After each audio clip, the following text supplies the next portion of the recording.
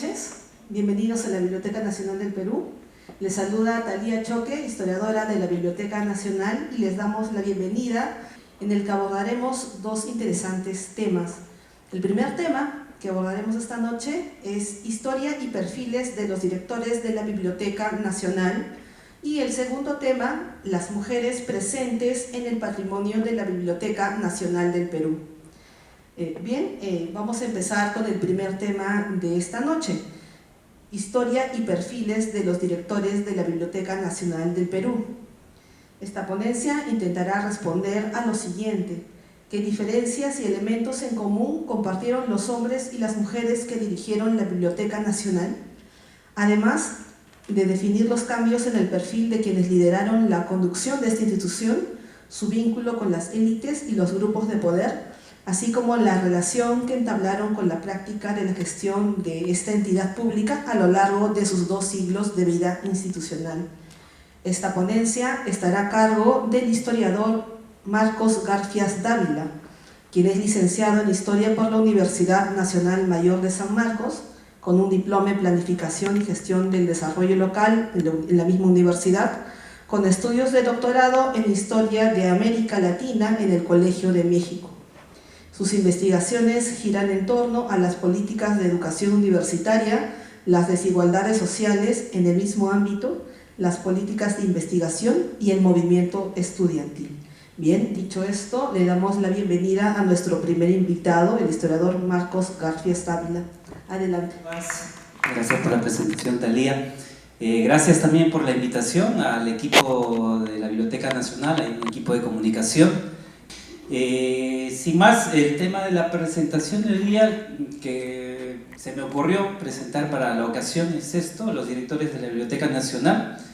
Me disculpan que no haya sido más inclusivo en el título, porque han habido directoras, hay una directora actualmente en la Biblioteca Nacional, pero esta es una perspectiva histórica de este proceso, ¿no? Entonces, como Talía les explicaba, la idea es ¿qué razones explican la designación de estos personajes en la dirección de la biblioteca? Aquí la idea es un poco, digamos, abstraernos del momento de celebración de la biblioteca y evitar, digamos, un discurso tan panegírico y tratar de entrar en un proceso más reflexivo, ¿no?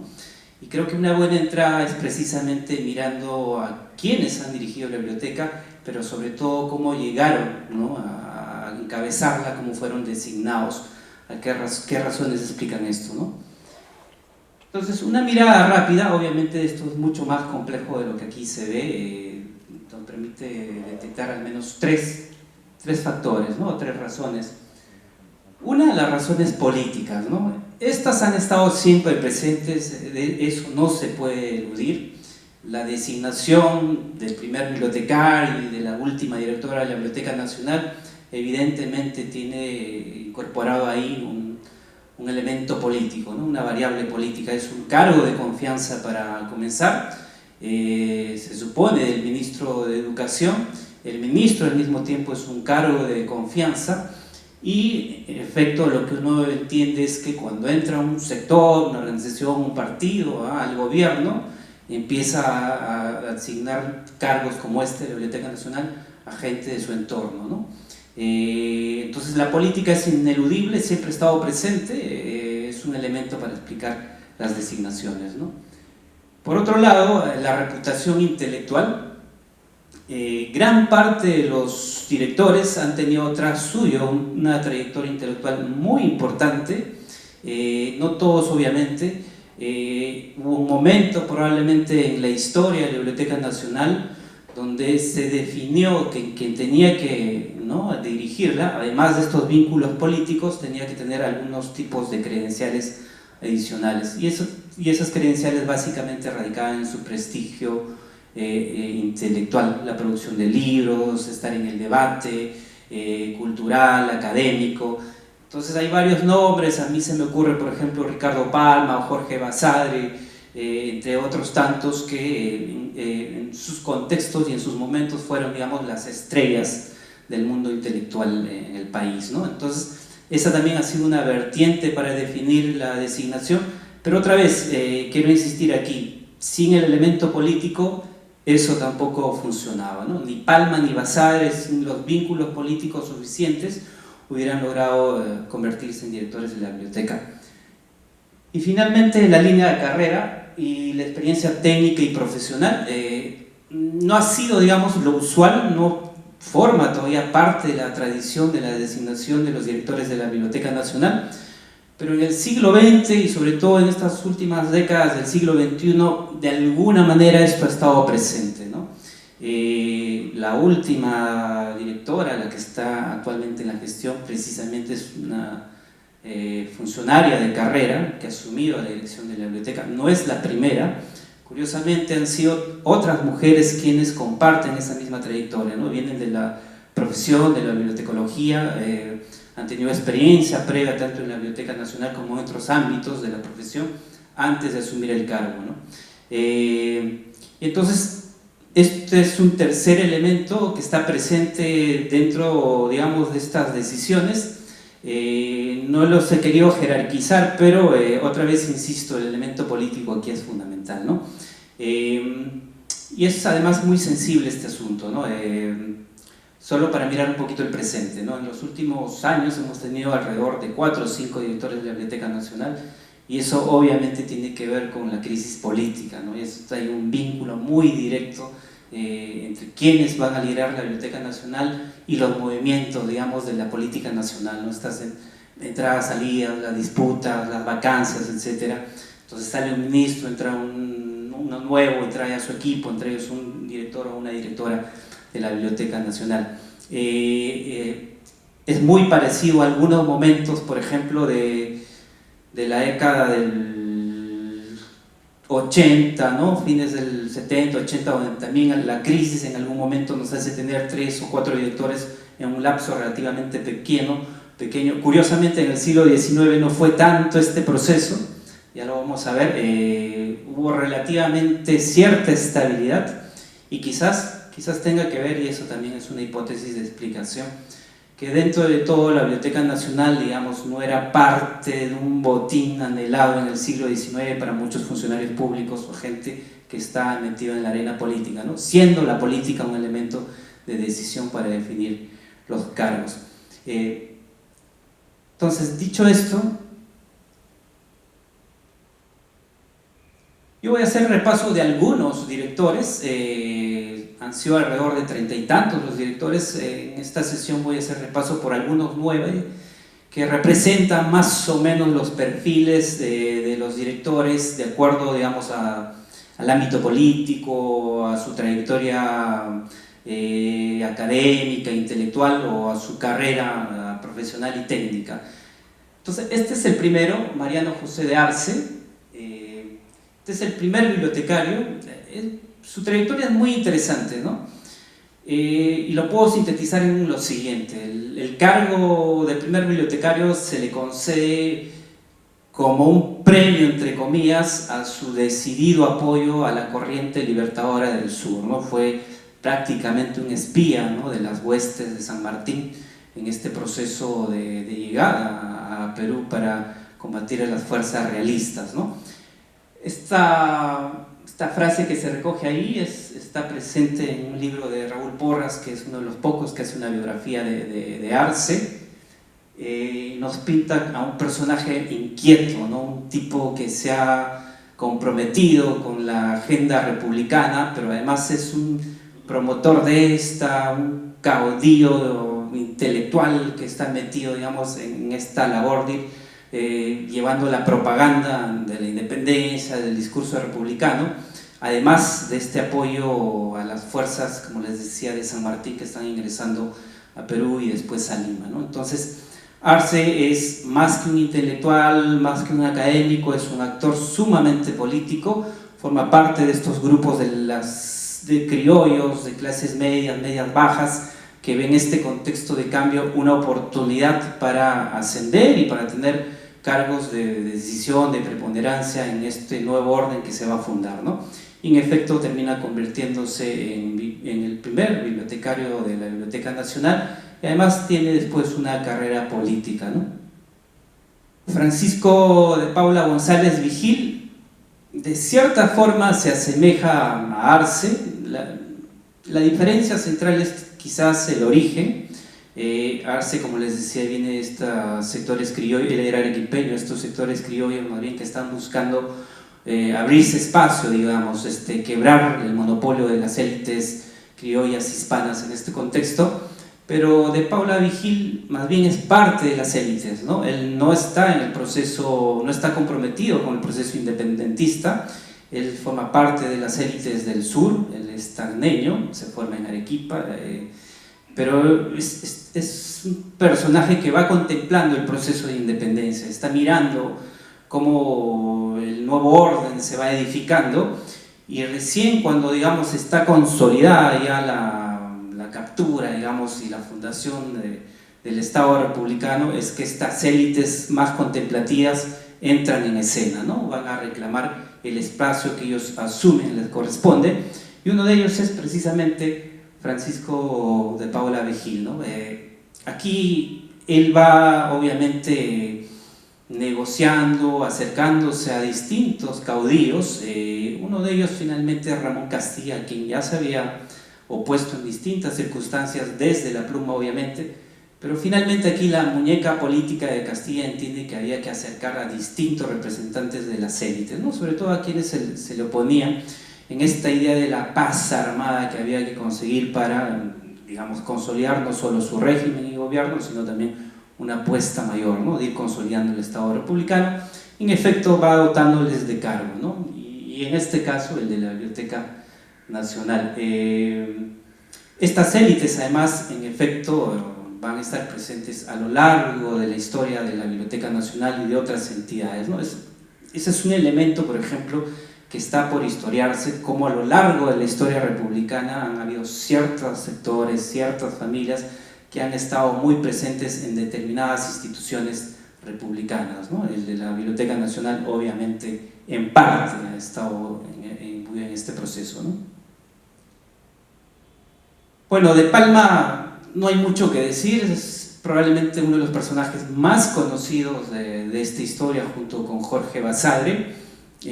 A diferencia de su antecesor, Palma más bien viene de los estratos bajos de Lima, ¿no?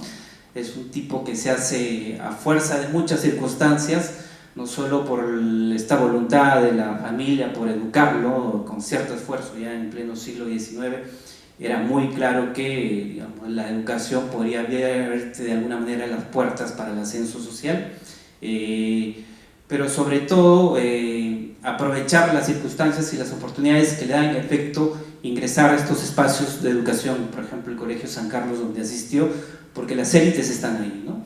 Y la capacidad de Palma de articularse, a veces con un espíritu oportunista, digamos, que uno puede entender las circunstancias, pero con éxito, ¿no? Porque le permite finalmente afincarse en esas redes y a partir de ahí construir una agenda propia, ¿no? Una trayectoria propia. Y esa es más o menos la historia de Ricardo Palma. Entre otras cosas, Palma llega a ser muy cercano de José Gálvez, ideólogo, caudillo, en fin, político de la segunda mitad del siglo XIX. Llega a ser su secretario personal cuando él era ministro y está muy cerca de Gálvez cuando él muere en el 66 en este famoso combate el 2 de mayo. Y después, ante la pérdida de Gálvez, Palma logra articularse rápidamente al entorno de Balta, que va a tomar el control, ¿no? Va a llegar a la presidencia y llega a la cúspide, digamos, de un intelectual en la política, ¿no? Se convierte en el secretario personal de Balta y además se convierte en senador, y a partir de ese contexto, de ese escenario político favorable, además empieza ya a consolidar su propia trayectoria literaria, ¿no? Siendo secretario de Balta, publica en la imprenta nacional sus famosas Tradiciones, y el hecho no solo que las publica, sino además aprovecha todo el recurso del Estado para difundirla y promocionarla, ¿no? Entonces, sin ese espacio político, el cual aprovechó bien Palma, probablemente su prestigio como escritor no hubiera sido tanto como el que conocemos, ¿no? Entonces, el elemento político que él supo manejar bastante bien fue en este caso muy rentable para él. Y entonces está imbuido de esto, ¿no? Tiene muchas redes políticas, forma ya parte de este sector que conoce muy bien el Estado, cómo se maneja. Esto le permite finalmente su designación como director de la biblioteca una vez culminada, bueno, el tránsito de culminación de la guerra, cuando se desocupa Lima de las fuerzas chilenas, ¿no? Es el director además que va a reconstruir la Biblioteca Nacional después de la ocupación. Carlos Romero es un personaje sumamente interesante. Aquí yo lo rescato porque ya antes Coelho, como dice aquí la cita, había sido probablemente Coelho uno de los primeros bibliotecarios que llegó, ¿no?, a la jefatura o a convertirse en el primer bibliotecario en el siglo XIX, luego de una trayectoria previa en la institución, ¿no? Coelho había estado ya varios años trabajando en la biblioteca y cumpliendo distintos cargos antes de asumir el cargo de primer bibliotecario. Y otro que de alguna manera sigue esa rienda de manera mucho más lenta y soterrada es Carlos Romero, ¿no? Romero, antes de convertirse en director de la biblioteca, había trabajado en ella más de 40 años, había ocupado probablemente todos los cargos que tenía la institución y la conocía al dedillo, ¿no? El teje y maneje de la institución, los personajes, en fin, los fondos, las colecciones, en fin. Entonces, digamos, es la trayectoria ahí, no voy a decir profesional, pero es la experiencia que tiene Romero quien finalmente le permite en alguna circunstancia asumir el cargo de director de la biblioteca. Romero ya había sido varias veces designado director interino, reemplazando a varios directores que salían del cargo, pero en la década del 20, en el gobierno de Leguía, finalmente asume, ¿no?, supongo yo, un anhelado cargo para él. Y de alguna manera es el puente entre el siglo XIX y el XX. Luego vamos a ver en el tránsito, cuando veamos a Jorge Basadre, lo que representa esto, ¿no? Por mucho tiempo además a Romero, en esta historia del incendio de la biblioteca, se le achacó parte de la responsabilidad, pero finalmente las investigaciones, entre ellas de nuestro querido Jorge Guamán, han definido que no ha tenido ninguna responsabilidad en este hecho tan dramático y desastroso para la historia de la institución. Jorge Basadre es otro personaje, cumple de alguna manera estos tres elementos que les explicaba yo al inicio de la presentación. No solo hay un elemento político ahí inmerso en su designación, está muy cerca al entorno de Prado y después va a estar mucho más cerca al entorno de Bustamante, que le permite primero consolidarse como el director de la biblioteca que la va a reconstruir tras el incendio, sino además dar el salto al ministerio y estar al mismo tiempo en el ministerio y en la Biblioteca Nacional, ¿no? Todo eso, como les decía, a partir de redes políticas, pero además por el reconocimiento a su trayectoria intelectual, ¿no? Cuando él asumió la dirección de la biblioteca ya era historiador importante, ya había escrito gran parte de su obra fundamental, pero además se había formado como bibliotecario, ¿no? Y mucha de su experiencia previa la había hecho en la biblioteca de la Universidad de San Marcos y en la propia Biblioteca Nacional, ¿no? Entonces, Basadre cumplía el perfil completo y de alguna manera esta cita de un diario al momento de su designación retrata eso, no era consenso público su designación, era indiscutible que alguien como Basadre asuma la dirección de la biblioteca en un contexto como después del incendio, ¿no? Bueno, Cristóbal de Losada y Puga es un personaje también muy importante por algunas razones. Primero porque, a diferencia de sus antecesores, él no viene de las humanidades, es un ingeniero y un matemático, pero tiene mucha experiencia que ahora podríamos llamar experiencia de gestión, ¿no? Sobre todo en la Universidad Católica, donde llegó a ser pro-rector, le dicen, ¿no? Alguien que está cerca al rector y que lo acompaña, casi como el secretario general ahora. Había sido además, me parece, decano en la Facultad de Ciencias en la Católica, y además docente, entonces tenía esta trayectoria de gestión, conocía muy bien, digamos, la manera de manejar en la institución, y antes de ser director de la biblioteca había sido ministro. Entonces, como ministro obviamente también tenía vínculos políticos con el entorno de Bustamante, ¿no?, que llega al gobierno en el 45. Losada y Puga además es importante porque de alguna manera es, digamos, un escalón más a lo que representa Basadre en términos de estos personajes que ya representan a los gestores públicos modernos, ¿no? Porque tienen muy claro cómo manejar una institución que después del incendio se reconstruya sobre otro perfil, ¿no? Un perfil mucho más complejo, con mayores servicios, con mayores trabajadores, con un área administrativa que ya se va consolidando y apareciendo. Entonces ahí necesitas un director de orquesta, no al estilo del siglo XIX, un académico que controla una institución pequeñita, con pocos trabajadores y poco servicio, digamos, de visitantes, ¿no? No, después del incendio, la biblioteca, igual que, por ejemplo, en la mudanza de 2006, se convierte en una institución mucho más compleja, ¿no? Entonces ahí quien toma las riendas de la institución tiene que tener la experticia y la muñeca precisamente para conducir una maquinaria de ese tipo, ¿no? Y Losada y Puga lo logró con creces, con éxito. De alguna manera su dirección representa una edad de oro de la biblioteca, ¿no? Tanto por lo que era antes como lo que va a ser después la institución, ¿no? Entonces, en ese sentido, digamos, es un tipo muy importante. Además, es de los últimos directores que logra estar durante varios años en la dirección, ¿no? Más de 11 años, desde el 48 hasta el 61. En realidad muere en el cargo, probablemente hubiera permanecido algún tiempo más si no fallecía, ¿no? María Bonilla Gaviria, ya en la siguiente presentación probablemente van a ahondar mucho más en la presencia de las mujeres. Yo me he centrado en esta directora en particular, hubieron otras y además habían funcionarias, trabajadoras. Esta es una funcionaria que es designada en el contexto del gobierno revolucionario de las Fuerzas Armadas, el 73. En esta época además se está constituyendo el Instituto Nacional de Cultura, el INC. Entonces hay una reforma también del Estado y la Biblioteca Nacional pasa del Ministerio de Educación al INC, y el INC, entre otros representantes o quienes gestionan ahí el espacio, es Marta Hildebrand, muy cercana al gobierno revolucionario.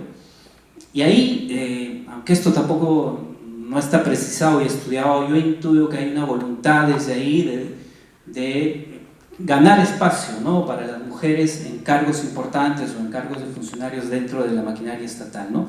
Y eso hace ella con María Bonilla y también hace con otras, como María Rostorowski. Entonces lo que van haciendo es ganar entonces espacio a partir, digamos, de algunas adelantadas, ¿no? Algunas de ellas que ya tienen un espacio ahí más o menos consolidado, en este caso Marta Hildebrand, ¿no? La historia de María Bonilla dentro de la biblioteca, no obstante, es una historia compleja en el sentido, no solo porque es la primera mujer, sino porque desde un inicio hay una tensión al respecto en su designación, porque se esperaba que la directora, sí se esperaba que fuera una directora, saliera del propio cuerpo, digamos, de funcionarios que ya venían trabajando en la Biblioteca Nacional, pero no es el caso, ¿no? Ella viene de ser jefa de la biblioteca de Miraflores, una biblioteca muy reputada ya en la época. Entonces los propios varones, ¿no? Hay, quizás en la siguiente ponencia nos van a platicar al respecto, hay cartas, por ejemplo, que yo lo digo aquí rápidamente, que demandan una especie de inequidad y de injusticia hacia el trato con los trabajadores y funcionarios varones de parte de sus jefas mujeres, porque gran parte de las jefas de las direcciones de la biblioteca eran mujeres que habían salido de esta primera generación de bibliotecarias, ¿no? Y entonces Bonilla también tiene que enfrentarse a esa tensión. No sé si es por su carácter, no por el hecho de ser mujer o porque era el contexto, digamos, mucho más complejo del periodo, ¿no? Pero en todo caso hay una pregunta abierta. Marta Fernández es otra bibliotecaria de carrera, tampoco trabajó en la Biblioteca Nacional, pero fue designada primero en una comisión a inicios de los 90. Cuando uno mira la historia de la Biblioteca Nacional después del 70 y los 80, es una institución que entra en una crisis, en una decadencia atroz, es un drama lo que se vive en la Biblioteca Nacional. El local de Abancay, el antiguo local, no solo se había convertido en lugar de, por ejemplo, donde los ambulantes guardaban sus carretillas, etc. Había mucho descuido en la infraestructura, en fin, ¿no? La propia ciudad, el propio entorno de la avenida Abancay era un caos por los trabajadores ambulantes, el tráfico, en fin. La Biblioteca Nacional estaba asentada en ese espacio geográfico que de alguna manera retrataba ese drama, ¿no? El Fujimori, para no hablar del Fujimorismo, dentro de este proceso de reformas del Estado, en efecto, empiezan a entrar algunas instituciones, entre ellas la Biblioteca Nacional. En efecto, hay un proceso de recuperación de la institución, se forman distintas comisiones, y una de esas comisiones es liderada por Marta Fernández. El trabajo en esa comisión después le va a permitir dar el salto a la dirección, ¿no?, a la jefatura institucional de la Biblioteca Nacional y conducir su proceso de reforma y de recuperación en la década del 90. Además, Marta Fernández va a conducir el primer tramo de materialización de la construcción del local en la Biblioteca Nacional. Aquí un paréntesis, tanto el terreno como los primeros fondos fueron conseguidos en la década del 80 por Juan Mejía Vaca, ¿no?, un editor famoso que llegó a ser director de la Biblioteca Nacional, designado por el gobierno aprista. Su cercanía con Alan García, eran muy amigos, le permitió finalmente que Alan García ceda el terreno, inicie los preparativos. Además crea un puesto especial, ¿no? El 1% de todo lo que se recaudaba de los viajes en el aeropuerto eran recaudados para la construcción del local de la biblioteca. No se habían usado en los 80 y Marta Fernández empieza a usarlos en los 90. Fujimori acaba con este impuesto especial, pero los fondos recaudados permiten avanzar con la obra, ¿no? Entonces es la gran gestora, digamos. Los planos de esta biblioteca se gestan, ¿no?, durante su dirección, y ya, como vamos a ver después, quien termina consolidando esto es Sinesio López, ¿no? Aquí yo quiero cerrar simplemente con Marta Fernández. Digamos, hay un discurso obviamente antifujimorista, ¿no?, que tiñe mucho de estos procesos, y para bien y para mal también algunos quienes trabajaron como funcionarios en ese contexto han terminado empañados por esa historia, ¿no?, por ese oscurantismo. Ahí obviamente hay que escarbar, ¿no?, y hay que separar, ¿no?, la paja del trigo. Creo que Marta Fernández es uno de esos funcionarios que en ese contexto pudo manejar bien la nave, pese, ¿no?, digamos, a la complejidad de la política de los 90. Perdón, finalmente Sinesio López. Yo cierro con Sinesio López porque es obvio, no puedo llegar a los últimos directores para no comentar cuestiones políticas cercanas, pero Sinesio López obviamente es parte de este grupo que en fines del 90, inicios del siglo, va disputando y generando toda una oposición muy fuerte contra el fujimorismo y lo que ya representaba y se sabía. El ascenso de Toledo al gobierno es parte de un consenso de distintos grupos políticos y la izquierda es parte de esos grupos de consenso, ¿no? Entonces, como parte de esos grupos de consenso, en efecto logran entrar, ¿no?, y tomar las riendas de algunos espacios del Estado. En este contexto, Nicolás Lynch es designado ministro de Educación y Lynch logra articular algunos de sus cercanos, amigos, colaboradores, camaradas, compañeros de luchas políticas, también digamos, en el aparato estatal, ¿no? Y Sinesio López se convierte en director de la Biblioteca Nacional. Sinesio López es un intelectual muy destacado, muy respetado y reconocido, fue mi profesor además, muy querido, y se le asigna la dirección de la biblioteca. Y esto nuevamente genera muchas tensiones, ¿no? Es el retorno de alguna manera de los intelectuales que habían estado ausentes durante casi una década de la dirección de la biblioteca. Entonces hay una valla alta ahí para Sinesio López, era probarse como intelectual, como académico en la dirección, en la gestión de una institución, ¿no? No lo hizo mal, fue muy hábil para negociar la etapa final de la construcción de esta biblioteca, ¿no? Una presión ahí también al gobierno de Toledo, porque estar en el gobierno no significa que te van a escuchar y te van a hacer caso y te van a dar de los recursos, ¿no? Y Sinesio López supo hacerlo muy bien. Él de alguna manera también representa este perfil de intelectual y político al mismo tiempo, que en una coyuntura especial logra, digamos, convertirse en director de la Biblioteca Nacional. Y bueno, con él termino. Bueno, muchas gracias. Ahora vamos a dar paso a la segunda mesa de esta noche, la cual se titula Las mujeres presentes en el patrimonio de la Biblioteca Nacional, para lo cual invitamos a las expositoras a subir, por favor. La presente mesa tratará sobre el patrimonio femenino que conserva la Biblioteca Nacional del Perú como parte de nuestra identidad y memoria histórica.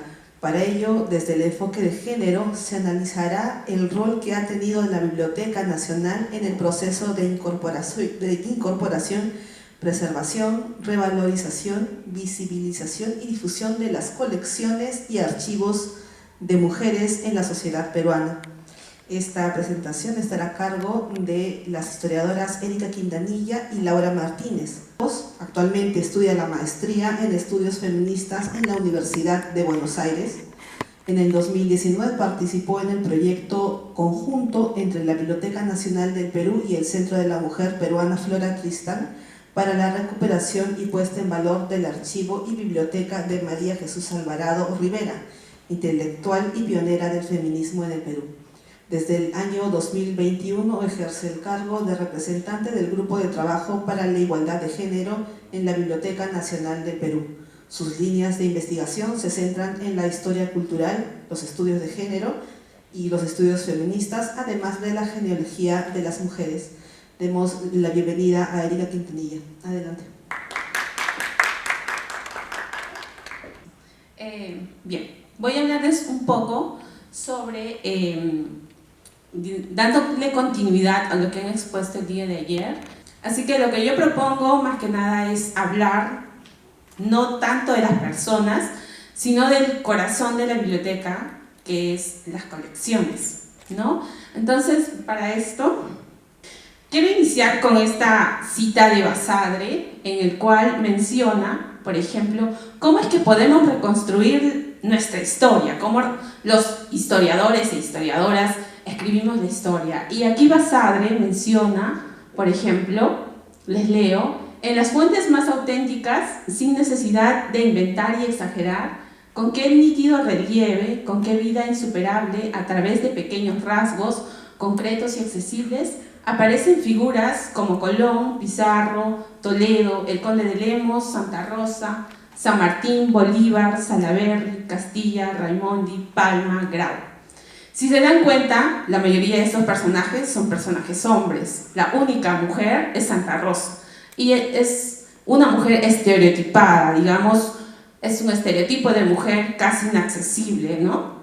Entonces, lo que Basadre nos dice también de alguna manera es que cuando escribimos la historia, generalmente saltan a primera luz los diferentes nombres de hombres, sean grandes directores, pequeños personajes.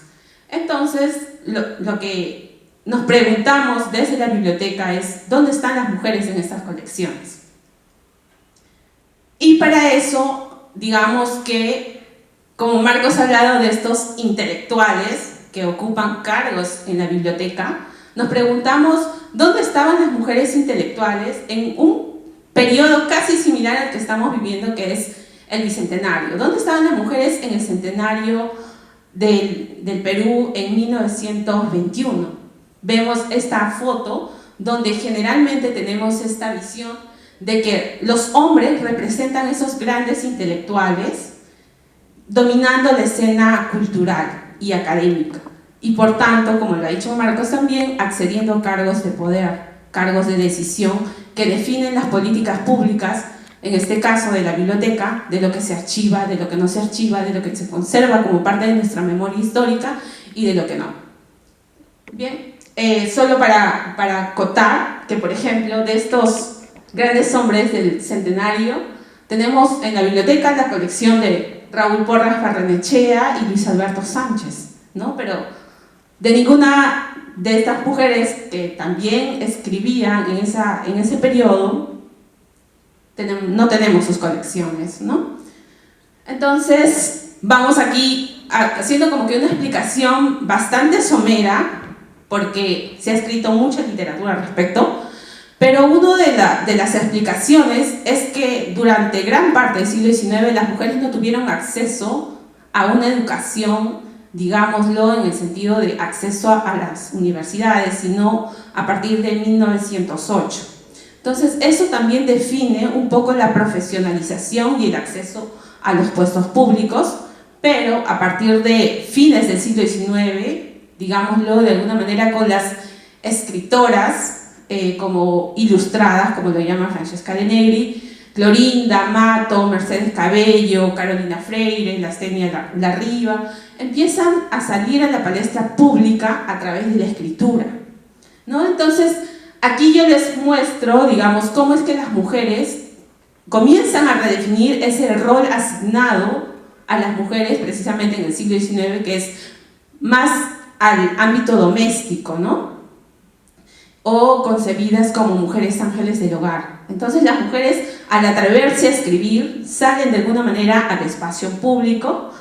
Y lo que les traje aquí es esta novela, Zarela, que ha sido publicada aproximadamente entre 1910 a 1915, no se tiene la data exacta hasta el momento, pero en este prefacio, que también es escrito por un hombre, un gran intelectual de Arequipa para ese entonces, a modo de heraldo, digamos, a modo de darle un aval sobre la novela, el contenido de la novela, menciona esto que yo les digo, ¿no? Sobre cómo el rol de la escritura va a ir cambiando, digamos, va a ir redefiniendo estos roles de las mujeres en la sociedad, ¿no? Y lo que él menciona es, haciéndose este cuestionamiento, ¿no? Escritora, una mujer escritora. ¿Qué significaba ser una mujer escritora para aquel entonces? Era definitivamente un atrevimiento, porque él menciona eso, ¿no? O sea, el lugar de la mujer debía ser en la casa, probablemente debía estar suciendo, cocinando, haciendo labores domésticas.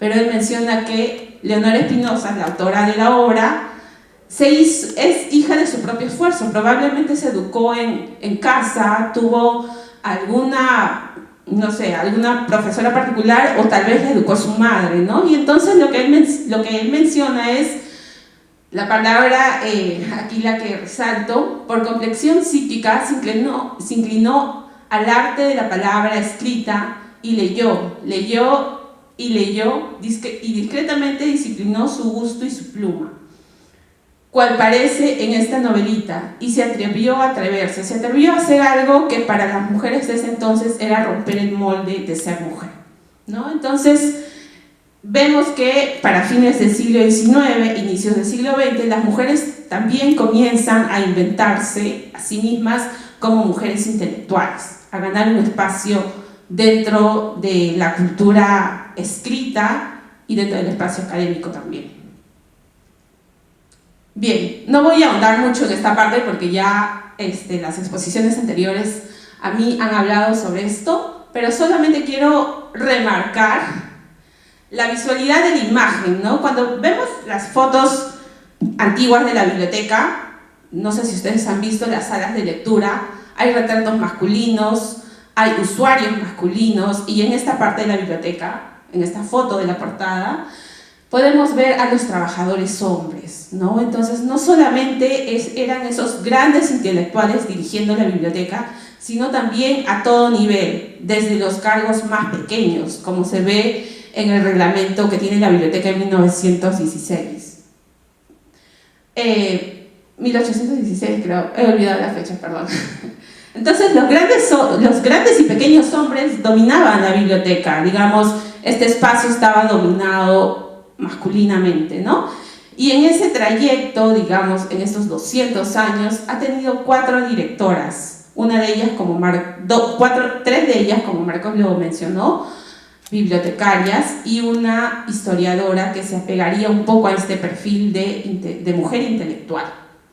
Entonces, estas políticas que los directores y también los hombres de cargos menores han definido culturalmente sobre qué se archiva, qué no se archiva, qué se conserva y qué no, ha definido de alguna manera que se preserve las colecciones mayoritariamente masculinas, independientemente de que provengan de grandes intelectuales como Raúl Porras, por ejemplo, ¿no? Es así que esto se ve manifiesto en el número de colecciones masculinas que tiene la biblioteca en referencia a las mujeres, ¿no? Por ejemplo, ahí podemos ver que aproximadamente la biblioteca tiene 70 colecciones de hombres frente a 6 de mujeres, que es un poquito menos que el 10%, ¿no? Entonces, cuando hablamos de la biblioteca y pensamos en el lugar que han tenido las mujeres en este espacio, no solo como trabajadoras,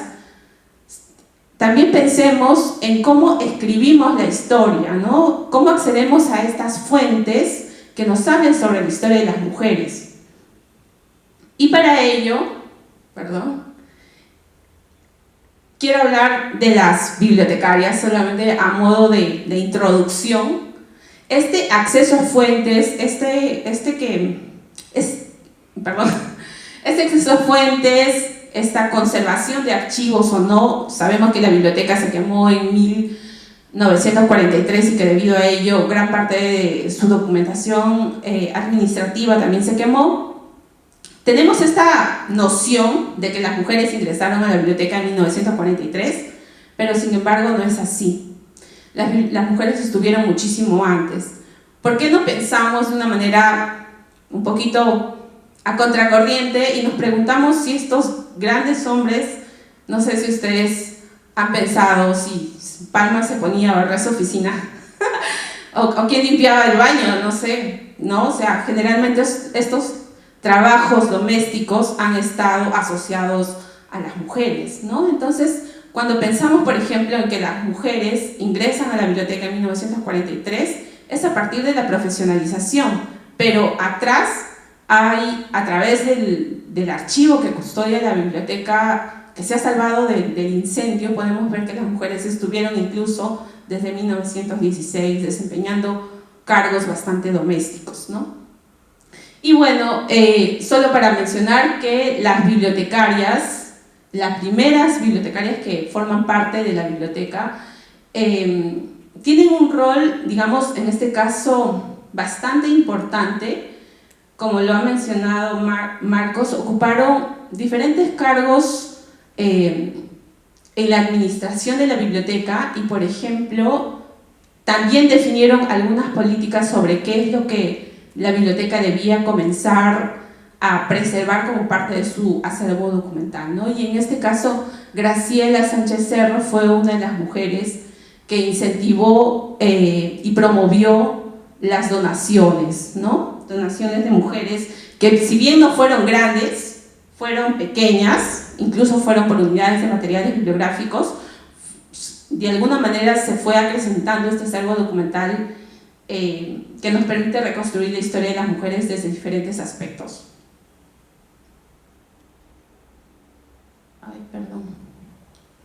Bien, entonces, ¿qué colecciones de mujeres tiene la biblioteca? Hasta el momento se ha rastreado y se ha, digamos, rescatado, porque también las colecciones han sido subsumidas dentro de fondos generales de la biblioteca, y eso también es una pregunta: ¿por qué cuando es una colección masculina la conservas en su unicidad y cuando es una colección femenina la disgregas, ¿no? ¿Cuál es el criterio de valoración que tienen incluso las personas técnicas que deciden procesarlo como tal y por qué en algunos casos no? Entonces, en la biblioteca a la fecha, a través también de la búsqueda en los archivos que tiene la biblioteca, hemos podido rescatar algunas de estas colecciones recientemente, como es la colección de María Vice, Elena Aramburu y Dora Felices, ¿no? Y bueno, ya anteriormente, no voy a andar mucho en Soy la Aurora, porque Laura les va a hablar sobre eso, pero también tenemos otras colecciones como Rosa Larco y Magda Portal. De todas estas colecciones, las que están procesadas son la de Magda Portal y Rosa Larco, ¿no? Entonces, eso también nos habla como que qué priorización le dan estos directores, las personas que trabajan, no solamente hombres, sino también mujeres, a las colecciones de mujeres, ¿no? ¿Cómo lo valoran? ¿Qué criterios tienen para decir qué es más importante? ¿Por qué una escritora puede escribir algo que no necesariamente sea relevante, ¿no? Bueno, ahí pueden ver también una imagen de María Vice como lectora de la biblioteca, y esa es otra historia de cómo reconstruir la historia de las mujeres, ¿no? Como mujeres lectoras. Bien, esta es, como les dije, no voy a andar en esta parte, pero solamente quiero acotar que Soy la Aurora Cáceres dona su colección a la biblioteca en la década del 50, ¿no? Entonces, en la línea de lo que iba comentándoles, ella también dona la colección de su padre. Sin embargo, la colección de su padre sí está procesada y la de ella no. Entonces, esos criterios, esas, digamos, también problemáticas que tiene la institución, de alguna manera, que parecen genuinas, tienen un trasfondo político también, ¿no? Bueno,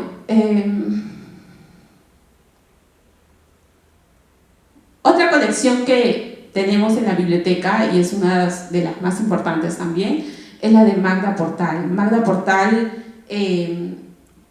digamos, es una de las principales poetisas del Perú del siglo XX, pero además es una luchadora y defensora de los derechos de las mujeres, ¿no? Y una de las feministas militantes, como se la denomina. Y cuando pensamos en Magda, pensamos en una poetisa, ¿sí? Pero también pensemos que no solamente se dedicó, digamos, a escribir, sino también a la gestión, y a la gestión cultural a través de los cargos que desempeñó, por ejemplo, en el Fondo de Cultura Económica y en la NEA, ¿no? Y en ambas instituciones, desde su papel de gestora cultural, rescató, digamos, de alguna manera, apoyó e impulsó que, por ejemplo, se publicara a otras mujeres de su generación, pero también ella rescató a las mujeres de la independencia, como Rosa Campuzano. El hecho mismo de escribir su nombre, de que no se pierda su nombre, así, por más que los datos que dé no sean del todo certeros, nos ayuda muchísimo a las historiadoras y historiadores que buscamos construir una genealogía de mujeres, porque cuando se pierden los nombres es muy difícil, digamos, reconstruir nuestra propia historia, ¿no? Y en eso radica, creo, la importancia de escribir sobre nosotras mismas, ¿no? Pero sin embargo también hay estas ambigüedades de no considerar nuestros propios archivos, los archivos de nosotras, las mujeres, como valiosos, ¿no? Entonces estas ambigüedades también se perciben en Magda Portal, cuando a ella le ofrecen vender su biblioteca y ella considera que no es tan valiosa, ¿no? Pero sin embargo, para nosotras, por muy pequeña que sea, por muy acotada que sea, nos permite reconstruir nuestra historia. Aquí yo le he denominado, hay otras colecciones de las cuales no le he hablado, digamos por el tema de tiempo también, el canon accidental, ¿no?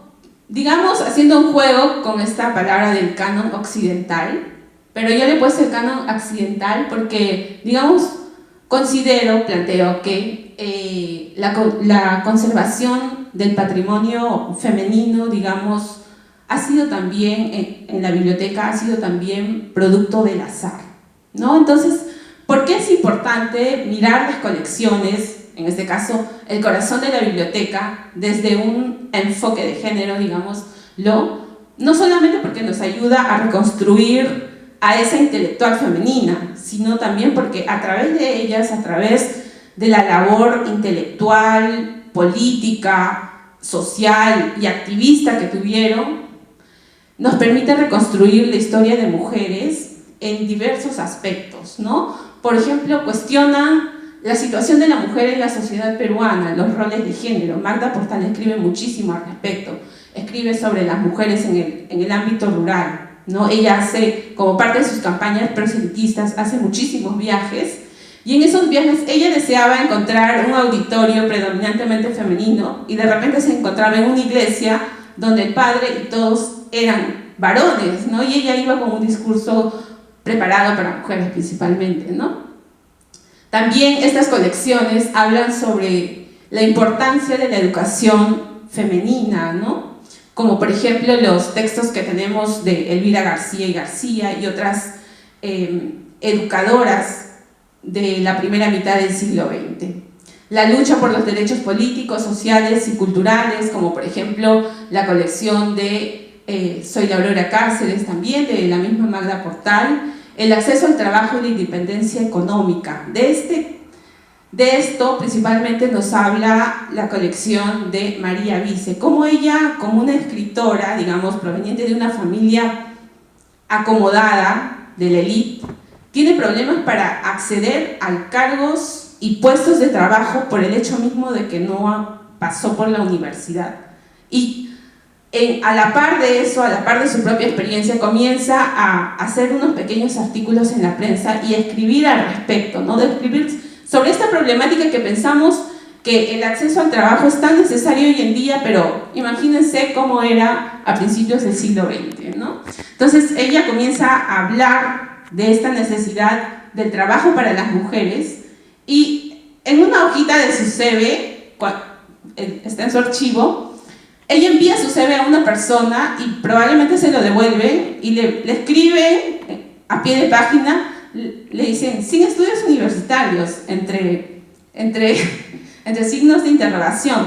No le cuestionaron tener un cartón universitario para acceder a un puesto, pero sin embargo a una mujer sí. Entonces, esas historias que podemos decir, bueno, son parte de la generalidad, no podemos construirlas sin estos archivos que nos permite, digamos, demostrarlo, porque a veces cuando hablas sobre estas cosas, piensan que es desde un punto de vista personal, pero siempre hay que demostrarlo. Y bueno, el lugar de enunciación creo que es uno de los puntos más importantes que nos permiten, digamos, posicionarnos y hablar con nuestras propias voces. Hace un momento les mostraba el texto de Zarela, ¿no? Entonces, ella se atrevió a escribir en esa novela sobre la condición de la mujer, digamos en este caso, la condición de las mujeres que habían sido abandonadas por el padre o que habían tenido hijos fuera del matrimonio y cómo se enfrentaban a la sociedad sin una educación, ¿no? Verse en esa disyuntiva de ser costureras o ejercer la prostitución. Entonces, este lugar de enunciación nos permite tomar una posición como mujeres y escribir sobre nosotras mismas con nuestras propias voces, pero también recurriendo a las voces de las mujeres que nos antecedieron, ¿no? Y bueno, también las colecciones hablan sobre esta sobrecarga de las labores de los cuidados.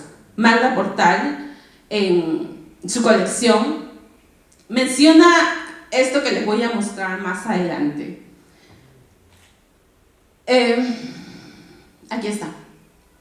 Como les comentaba, Magda Portal, como parte de su trabajo proselitista como política, recorre diferentes partes del Perú en un contexto donde pensemos la geografía y el acceso a estos territorios era bastante difícil, y más aún si eres una mujer viajando sola, ¿no? Entonces ella hace muchas campañas a favor de las mujeres, no solamente de la ciudad, sino también a las mujeres del campo. Y este de acá es un folletín que habla sobre las mujeres del campo, en este caso, como mujeres que tienen numerosos hijos, son analfabetas, digamos, el acceso al trabajo también es mucho más complejo para ellas, pero habla de este problema que significa es las mujeres, digamos, en estas condiciones, pero también abre posibilidades, ¿no? Esta frase de Basadre, que es problema y posibilidad. Pero también está este lugar de enunciación, este hablar de nosotras mismas, desde nuestra propia historia, de nuestro propio sentir.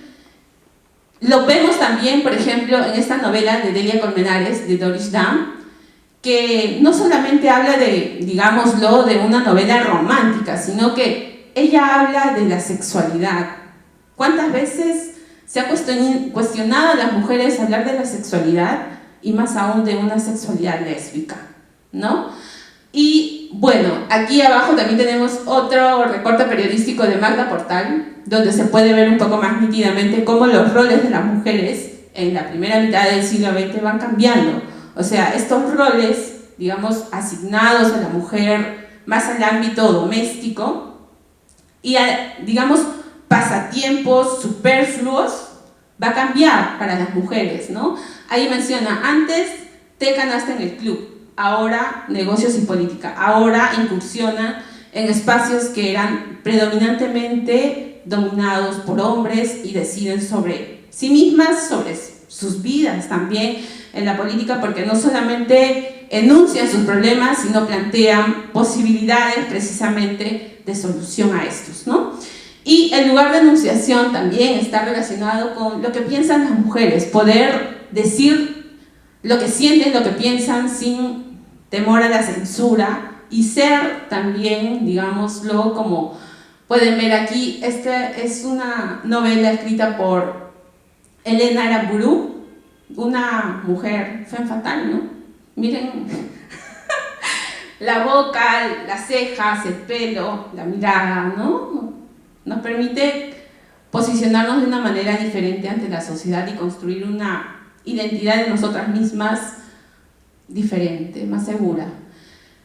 Esto que les mencionaba de cómo cambian también los roles domésticos asociados a las mujeres y que se puede rastrear en las colecciones, en este caso de Magda Portal, vemos este cambio, por ejemplo, esta disyuntiva que ella muestra en esta pequeña carta, ¿no? O sea, está en un proceso de elecciones en la NEA y sin embargo, si es que no gana las elecciones, volverá a su casa y a sus cosas. Es decir, si no está en el ámbito público, otra vez se recluye en el ámbito doméstico, ¿no? Y bueno, aquí también tenemos las imágenes, por ejemplo, de esta mujer, de Sally Manto, de lo que significa que se espera de una mujer. Esta es una acuarela que formó parte de las colecciones del Museo Nacional y que se conservan aquí en la biblioteca. Menciona, por ejemplo, la lámina, no sé si ustedes la pueden ver, pero dice, de modo que solo se le vea la cara, y eso, y con el mayor recato, ¿no? Pero estas mujeres comienzan a salir al espacio público, a escribir y a verse de una manera más atrevida, ¿no? Y es lo que hablo de también la invención de la mujer moderna y cómo esta invención de mujer moderna e intelectual, digamos, va a repercutir también en que hayan más colecciones de mujeres que necesitan ser rescatadas, valoradas, conservadas, ¿no? Bueno, ya para ir terminando, bueno,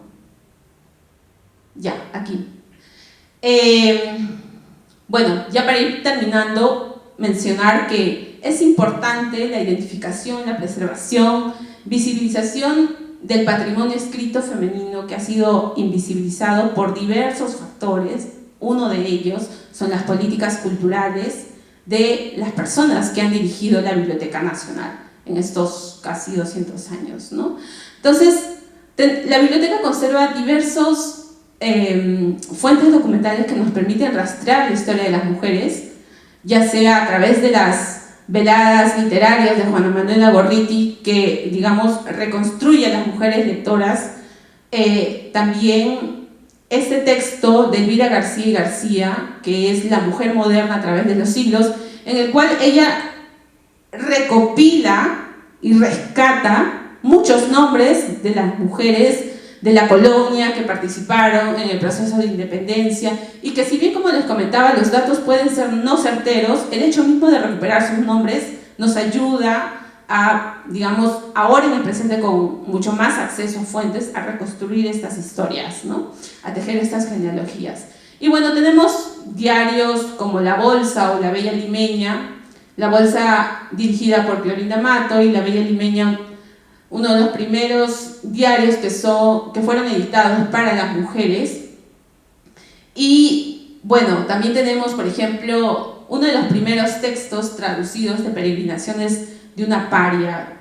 Flora Tristán es una escritora sumamente importante, no solamente para el Perú, sino para el mundo, en cuanto nos permite visibilizar diferentes problemas de las mujeres, pero también verlas desde la agencia política que tuvieron en su momento, y en este caso, el de Flora Tristán, hacer, no de su vida privada, esto que en la década de los 70 y con los movimientos feministas de la época, se llama De lo privado a lo público. Ella lo hizo en el siglo XIX, ¿no? A través de la exposición de su vida privada, manifestó que esto no era una cuestión que solamente le pasaba a ella, sino que eso que ella vivía le pasaba a muchísimas otras mujeres. Y bueno, el último texto que quisiera rescatar, son muchos otros más que tiene la biblioteca, por supuesto, es el texto de María Jesús Alvarado, que va en sintonía de esto de que les comentaba, de cómo las mujeres se van construyendo como intelectuales femeninas, y no solamente construyéndose, sino también ganando posición y siendo reconocidas como tales, ¿no? Y bueno, ya para finalizar, quiero comentar esta parte, digamos, reciente de las gestiones de la biblioteca, que es, digamos, a partir de la gestión de María Emma Manarelli, cómo es que la biblioteca tiene este cambio en cómo transversaliza el enfoque de género en la gestión, ¿no? Y esto lo podemos ver de diferentes maneras, no solamente en cómo la institución apuesta por contenidos, digamos, inclusivos en este caso, sino también por transversalizarlo a todo nivel, ¿no? En este caso, por ejemplo, podemos ver aquí esto que les comentaba, las colecciones destacadas que tiene la biblioteca en la página de la BNP Digital, y vemos a esto que ya les comentaba, ¿no? Las colecciones de estos grandes escritores, Palma, por ejemplo, ahí está Zule, Porras, Ribet, entre otros más, y la única mujer está Magda. Es un logro nuestro que esté ahí y seguiremos trabajando por eso. Pero también rescatar la historia de las mujeres que trabajaron aquí en la biblioteca a través de, por ejemplo, estos textos como la mística bibliotecaria, ¿no? Que nos permite reconstruir la historia de las bibliotecarias aquí, el hecho mismo de hacer exposiciones sobre pensadoras peruanas, renombrar las estaciones bibliotecarias con nombres de mujeres bibliotecarias y las declaraciones de material bibliográfico documental. Con respecto a esto último, quisiera comentarles que a partir del 2021 se comienzan a declarar Patrimonio Cultural de la Nación material bibliográfico documental escrito por mujeres. Antes de eso, la biblioteca declaraba generalmente patrimonio documental producción masculina, y eso nos dice cómo valoramos incluso hasta el momento las producciones, ¿no? Desde dónde nos situamos para escribir la historia, desde dónde nos paramos. Para escribir sobre la historia de las mujeres, ¿leemos a mujeres o leemos a hombres que han escrito sobre mujeres, sobre nosotras? Y sí que han escrito bastante. Bien, solo para terminar, no quisiera perder este punto de que rescatar las colecciones de las mujeres, no solamente desde el punto de vista de la historicidad, de la agencia política que han tenido, sino también desde la emotividad y la sensibilidad como seres humanos, ¿no? No asociados precisamente a estos estereotipos de género. Y que esta valoración de las mujeres no solamente es, digamos, para situarlos en un plano histórico, discursivo, sino también para generar identidad, generar también nuevas generaciones, eso que algunas científicas hace muy poco tiempo mencionaban, ¿no? ¿Cómo aspiras llegar a un puesto o a un lugar si cuando miras la palestra de opciones ves a hombres y no ves, en este caso, como ellas lo mencionaban, a científicas mujeres, ¿no? Entonces, este rescate de las colecciones es también inspirar a otras mujeres de que pueden hacer eso y muchísimas cosas más, ¿no? Romper estos todavía estereotipos que se tienen sobre las mujeres en muchos niveles, ¿no? Espero no haberles cansado. Muchísimas gracias. A continuación presentamos a Laura Martínez Silva. Ella es historiadora y egresada de la Maestría en Sociología y además es egresada de la Maestría en Museología y Gestión Cultural de la Universidad Ricardo Palma. Fue directora ejecutiva del proyecto especial bicentenario del Ministerio de Cultura. Asimismo, se ha desempeñado como jefa del equipo de trabajo de custodia y ha sido directora ejecutiva del Patrimonio Documental Bibliográfico de la Biblioteca Nacional del Perú. Actualmente es directora general de la Dirección General de Industrias Culturales y Artes del Ministerio de Cultura. Adelante, Laura. Agradecer la invitación nuevamente a esta que es siempre mi casa, la Biblioteca Nacional. Me ha dado mucho gusto escuchar la primera intervención de, todo este circuito de charlas, ¿no?, de patrimonio sobre nuestra Biblioteca Nacional. Siempre he pensado que la Biblioteca Nacional es la metáfora del Perú, ¿no? Muestra los síntomas de lo que le ocurre en nuestro país de manera política, de manera económica, social, y siempre nos representa, ¿no? Esos nudos que tenemos de la República es muy bien representada a través de la gestión de la biblioteca. Ya lo hizo muy bien Marco en la presentación de los perfiles de los directores, y me ha dado mucho gusto escuchar a Erika Quintanilla, que me ha precedido, para comentar sobre la parte más interesante que nos gusta a los lectores, a los que queremos visitar y conocer la biblioteca, es sus colecciones, sus libros. Y bueno, ahora que me toca volver, siempre es interesante pensar en los hábitos de la lectura, qué leemos, ¿no? ¿Qué libros elegimos comprar? ¿Cómo los leemos? Entonces, esa tarea, por ejemplo, ya desde cómo la pensamos, es interesante problematizarla también, porque cuando uno estudia las colecciones puede mapear, identificarlas, pero también es importante llegar al punto de, cuando haces la difusión, analizarla, ¿no? Erika ha mostrado cómo las diversas colecciones que alberga la Biblioteca Nacional, que creo que están en 70 y 100 debe ser, tener 5, ¿no?, es mínimo, ¿no? No pasamos el 10%, y es un poco complicado porque hay que ver la gestión bibliotecaria no solo de rescatar de mujeres que han estado en la política, quizás en la literatura, como vemos en las ilustradas de finales del siglo XIX, sino también pensar en muchas mujeres artistas, muchas mujeres dedicadas a la música. Entonces hay que ir pensando cómo podemos gestionar. Yo creo que el trabajo de este producto, de esta mesa que ha venido presentando Erika como presidenta del Grupo de Igualdad de Género, ha sido fruto también del enfoque que pudo brindar la doctora Manarelli cuando impulsó el rescate de estas colecciones, ¿no? Lo que ha mencionado, las declaraciones, dicen mucho de este importante proceso.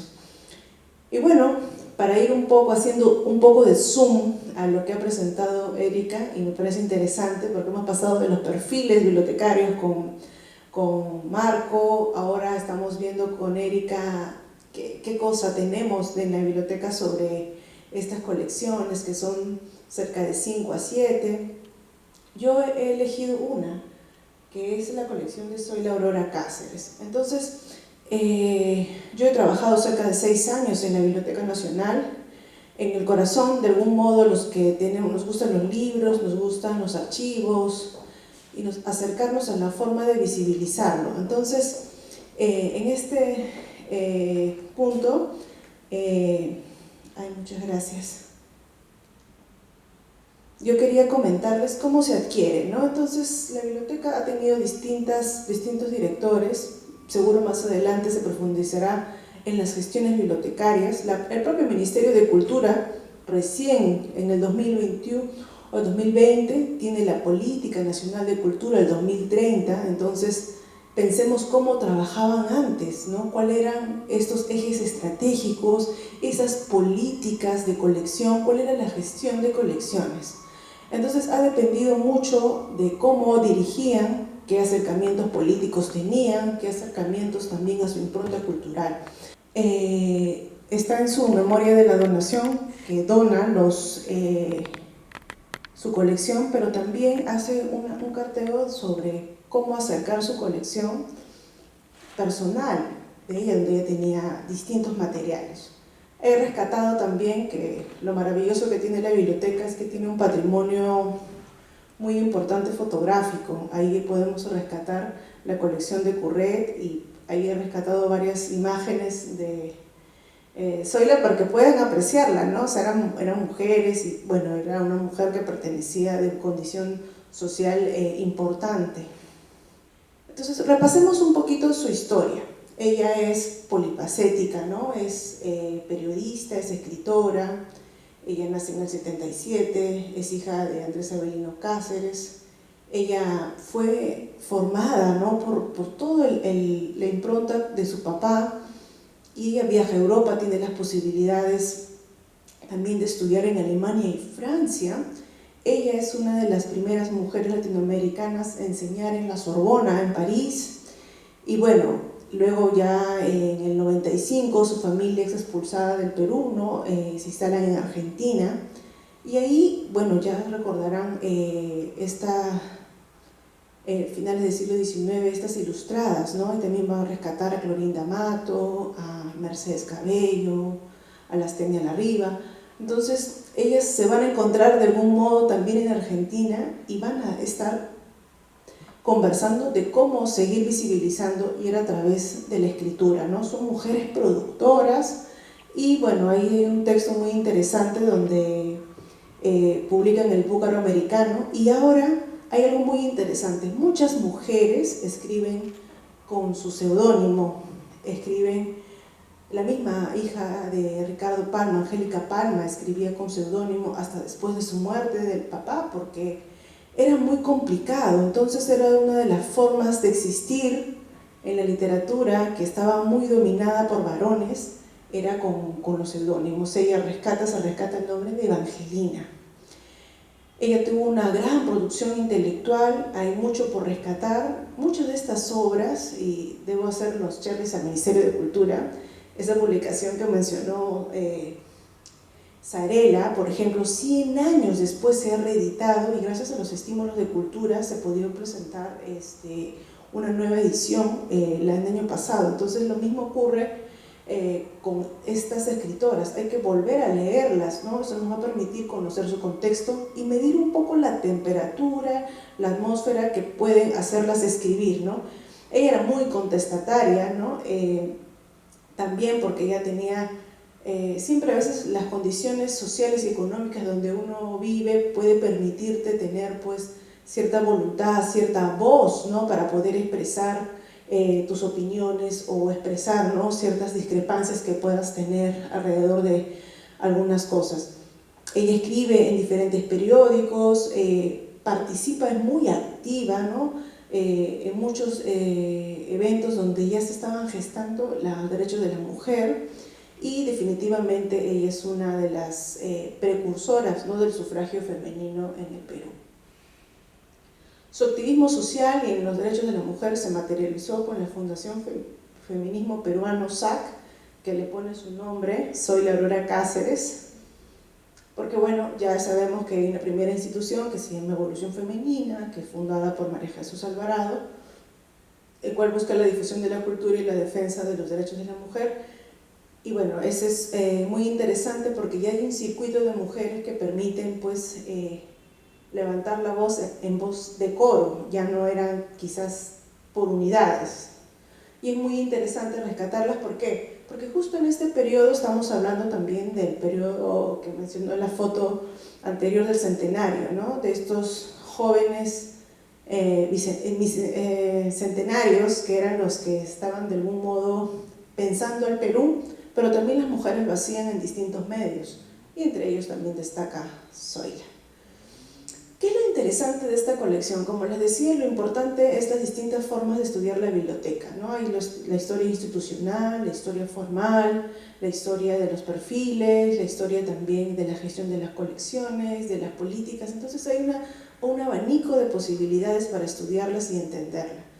Entonces creo que también hay un punto importante que se abre gracias a los hábitos de lectura que a través de una biblioteca uno puede conocer qué lee, qué le gusta, qué libros tiene, los autógrafos de los libros, a quienes conoce, si lee más literatura, si lee más historia, si lee más folletos. Entonces las bibliotecas nos dicen mucho de los los dueños, ¿no? De los intelectuales, políticos, activistas, y definitivamente Zoila lo era. Mucho de lo que se encuentra dentro de su colección son escritos originales de distintas investigaciones, son borradores, son vinculados a los derechos de la mujer y los obreros porque estaba en boga.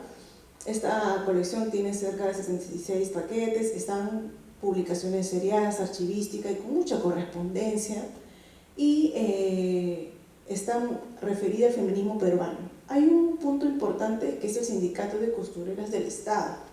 Entonces, ella era muy cercana, bueno, sabrán que la primera huelga que hubo femenina fue la huelga de telefonistas, y su acercamiento era cómo se logra dentro de su propia colección es revisar, es que en las cartas, en la correspondencia que tenía, era ver que nosotros vamos a conseguir el voto a través de movilizaciones sociales, a través de la movilización de los obreros, y una forma que tenían de organización eran los sindicatos. Si bien no eran los sindicatos formales, y además esos conceptos han ido variando con el tiempo, ella, la documentación que ella mantiene, que ella conserva en su colección, es señalando cuál era el interés de este sindicato de costureras y qué derechos exigían, ¿no?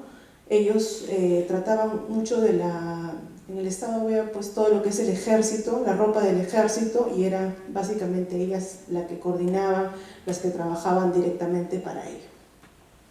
Ella también es una de las primeras mujeres peruanas que integra la Comisión Interamericana de Mujeres, y bueno, está definitivamente muy vinculada al quehacer político, ¿no? Entonces ella escribe y mantiene esta comunicación. Por ejemplo, ahí podemos ver que parte de su comunicación lo hacía en el Gran Hotel Bolívar, como pueden ver en esa imagen, y esta es las cartas, porque ella era presidenta del feminismo peruano. O sea, también había un tema del culto a la persona, ¿no? Ella sabía que ella era hija de Cáceres, tenía un reconocimiento social bastante amplio, entonces por ahí ella aprovechaba de esa condición. Sí, bueno, para continuar, ella tenía colección, manuscritos, artículos, correspondencia, propagandas, borradores de investigaciones. Ahí quería mostrar algunas imágenes de los programas que tenía. Pero ¿cuál es la importancia de esta colección? Esta definitivamente gira los libros también que ella tiene. Ella leía en alemán, leía en francés, leía en inglés. Dice mucho de su trascendencia. Entonces ella también destaca de su relacionamiento, de la correspondencia que tenía con Dora Mayer, con Rubén Darío, con José Sabogar, con Billinghurst, con Unamuno, con Luis Sánchez Cerro, José de la Riva Agüero, entre otros. La documentación definitivamente muestra su amplia labor intelectual, cultural y política. Refleja muchas de sus ideas, sobre todo de la visión que tenía de las figuras femeninas. Ella tuvo un relacionamiento con Max Weber porque ella estudió en Alemania, y con la esposa de Max Weber, que ella era muy activista, y tiene una entrevista inclusive que está en la Biblioteca Nacional de Alemania, donde ella rescata mucho esa posición de poder visibilizar el trabajo de la mujer, el voto, la lucha por el voto. Y bueno, es importante que se suma a estas colecciones estas colecciones particulares pequeñas, ¿no? Tiene colecciones grandes como la de Porras, como la de Macera, de importantes historiadores que han contribuido, pero estas colecciones pequeñas sirven mucho también para conocer desde otra visión, escribiendo desde los ojos de mujeres también, como Magda Portal, la misma Zoila. Entonces, tendremos que reescribir gran parte de nuestra historia, ¿no? Yo conozco varios niños donde dicen, ven fotos de varones, y en ese tiempo no existían mujeres, somos más del 50%, parece curioso, pero tenemos que recuperar esa importante memoria y ver cómo se gestionaba. También hay que rescatar que en los últimos años, así como Erika mostró toda esa gestión de las colecciones, ¿no? Primero la identificación, es hacer todo lo que implica para que los usuarios puedan venir a investigarla, ¿no? Usualmente los historiadores, los sociólogos, los antropólogos que están interesados puedan difundir, y ya nosotros, los que podamos acceder a ella a través de las bibliotecas, podamos conocer un poco más. Entonces, aquí es importante conocer, creo que de lo más nutrido que tiene es el feminismo peruano, el Sindicato de Costureras del Estado, la Comisión Interamericana de Mujeres, porque este relacionamiento que tenía podía permitir tener un poco de vanguardia. Las mujeres en el Perú, definitivamente con las limitaciones, también tenían accesos y posibilidades. Esto siempre era pegado a sus condiciones económicas, y ella, bueno, tenía y las aprovechaba. Creo que ahí hay que destacar los últimos rescates que ha habido sobre Zoila. Está la obra de María Valdivia, Sofía Pachas, que publica casi toda la correspondencia que tiene ella para la lucha por el sufragio del voto en la década del 30. Y entonces permite, muchas veces hemos escuchado que el voto se da cerca de concesión, que somos los últimos las mujeres, pero hubo toda una lucha detrás, mujeres que estaban gestando. Entonces no podemos escribir la historia sin darle su lugar a muchas de estas precursoras, ¿no? Que entre ellas Zoila Aurora. Bueno, y aquí quería mostrar algunas piezas de la colección, porque eso es, digo, la carne para las próximas investigaciones, para invitar a leerlas. Por ejemplo, ella tenía, este es un cartel donde se exhorta a los franceses a realizar una contribución para la defensa en Francia en la Primera Guerra Mundial. Esto es de gran formato, lo tenía dobladito, y es muy interesante porque es como un pasquín, quizás como un folleto que lo tenía y lo guarda, ¿no? Esto siempre dice, nosotros recordemos lo que nos gusta el papel y tenemos colecciones en casa, mira, este es de una propaganda política y lo guardamos, ¿no? Entonces, el nivel de acceso que tenía Zoila, ¿no? para Francia, porque ella vivió un tiempo también allí.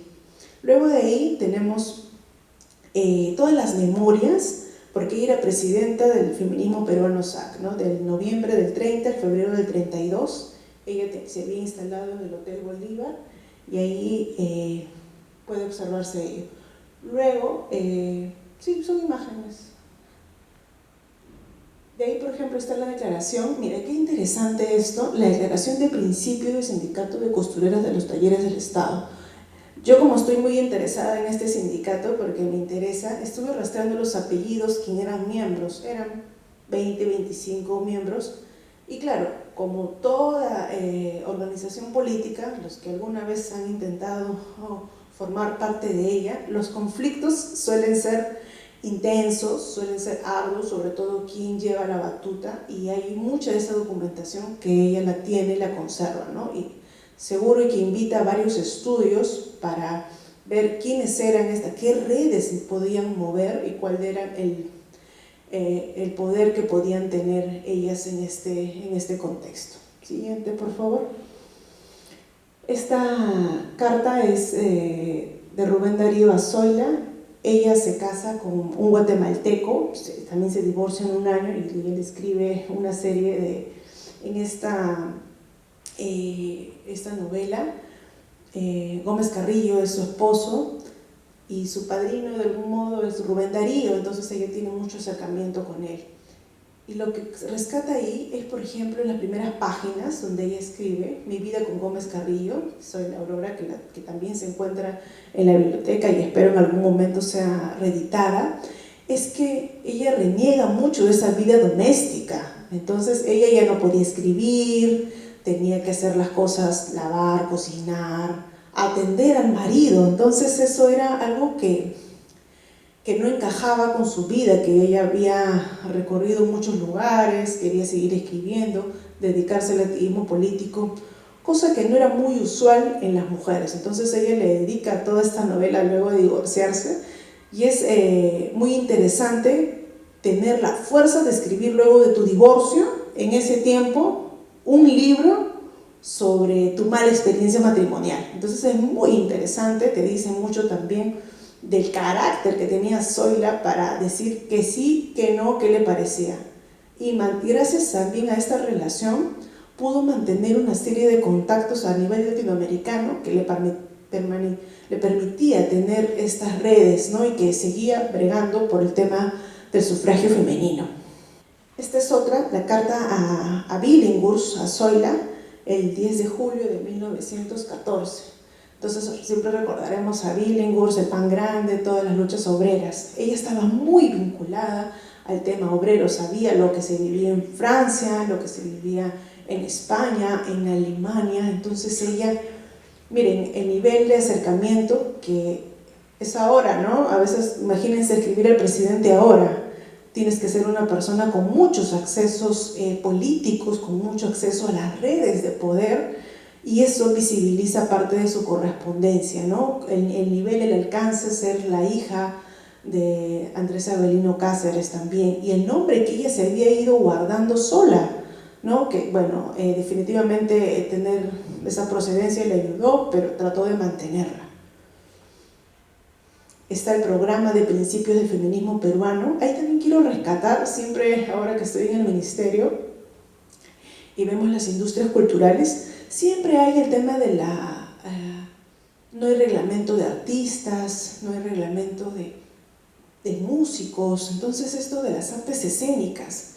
Y ahora encontrando en su colección hay un pequeño reglamento, dice Reglamento del Estado, donde habla sobre, es un esbozo de propuesta de ley del artista. Entonces es muy curioso de estos programas que tenía, que ya estaban vinculados a los derechos de los obreros. Entonces un artista, una persona circense, una persona dedicada a las artes escénicas, podría ya luchar por estos derechos. Entonces parte de esta importante colección creo que es el rescate y valioso de los derechos no solo de mujeres, de obreros, de obreras, de sindicalistas costureras, sino también de personas dedicadas al arte.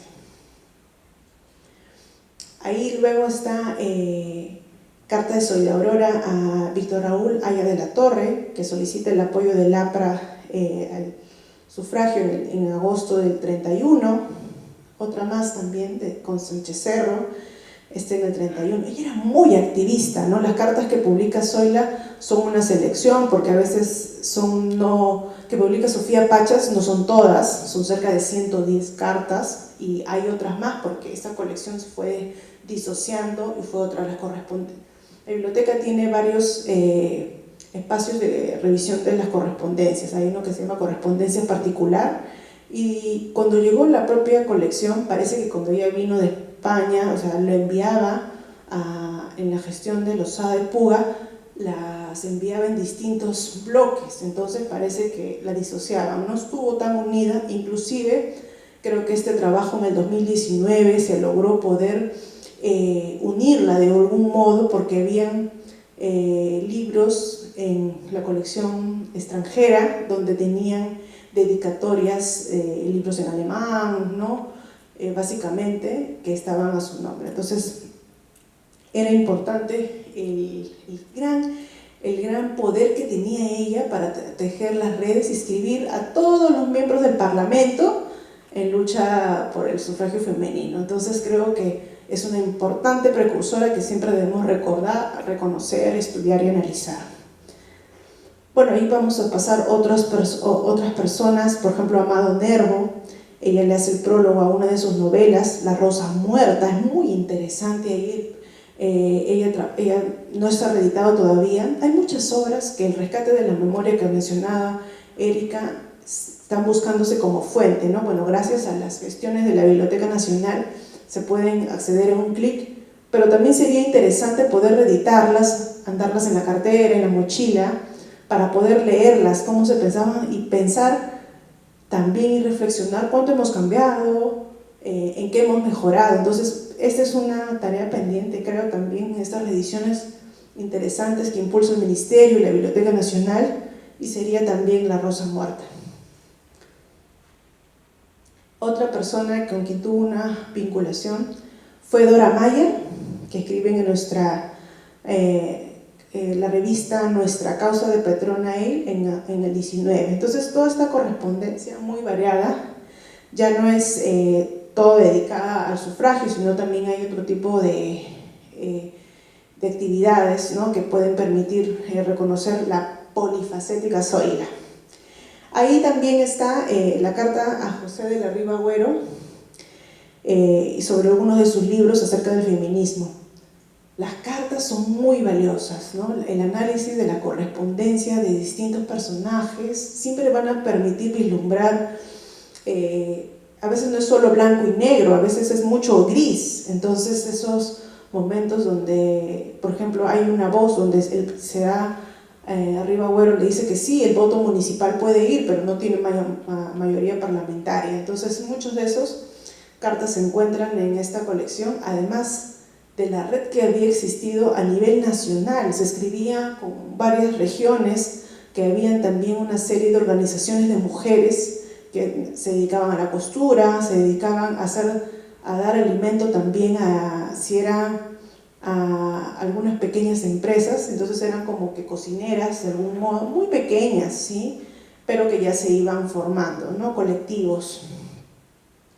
Eso es algo también como tarea para estudiar. Aquí, por ejemplo, está en la crónica, en el 30, donde José de la Riva Agüero opina a favor del voto municipal de las mujeres. Y es una carta, ¿no?, carta abierta, porque muchas de esas cartas con personajes como Riva Agüero, ¿no?, tenían una posición política muy alta. Entonces, carteándose con una mujer, ¿no?, a este nivel y con una exposición tan importante como salir pues en la crónica y diciendo que estaba a favor del voto municipal. Está también la otra de Luis Alberto Sánchez sobre el sufragio, está de Cristóbal de Lozada, y esta carta de donación es importante, ¿no? Siempre el registro del propio archivo de la Biblioteca Nacional permite conocer la ruta, ¿no?, permite conocer, rastrear. La biblioteca ha pasado por distintos momentos. La propia mudanza de la biblioteca hace que se disocien las colecciones de lo que vino de la sede Lima a la sede aquí San Borja. Entonces esto permite un poco rastrear gran parte del contenido de la colección.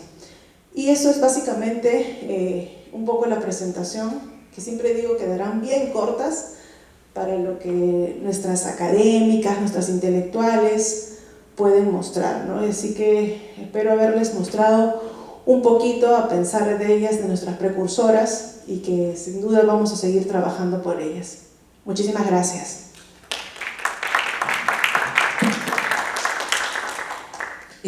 Vamos a cerrar la actividad del día de hoy. Le agradecemos a todos y todas las personas que nos acompañaron esta noche. Asimismo, les recordamos continuar con las medidas sanitarias de prevención, el uso de mascarilla, el lavado de manos y mantener la distancia física. Muchas gracias por su participación el día de hoy. Muy buenas noches.